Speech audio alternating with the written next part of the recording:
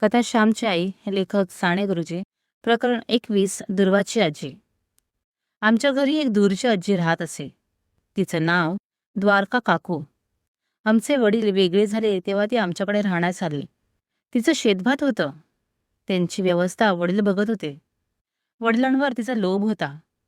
या आजीचं नाव आम्ही दुर्वाची आजी असं पाडलं होतं. या दुर्वाच्या आजीमध्ये अनेक गुण होते.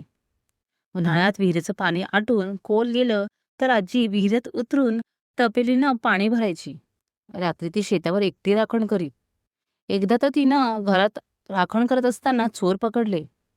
तिला भीती माहीतच नव्हती. ती आजारावर अंगारा द्यायची. ती तेल लावून चोळण्यात पटाईत होती. तिच्याजवळ अनेक भाज्यांचं बी बियाणं तयार असायचं. सोंगट्या किंवा कवड्याच्या खेळात ती पटाईत होती. मंगळागौऱ्यांच्या वेळी ती मुलामुलींना निरनिराळे खेळ शिकवायची. आजीला अनेक देवांची गाणी पाठ येत होती. तिचं आमच्या घरातील रोजचं काम म्हणजे भाजी चिरणं, लहान मुलांना सांभाळणं, त्यांना खेळवणं. ही आजी जरा लहरी होती.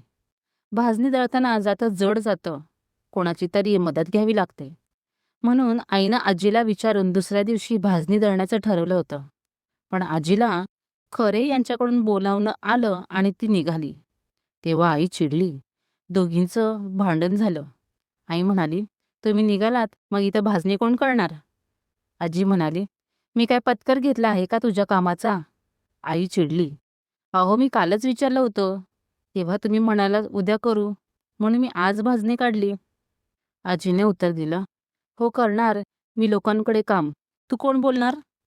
आई रडकून दिला. आई, आम्ही मर मरावं आणि तुम्ही हात लावू नये.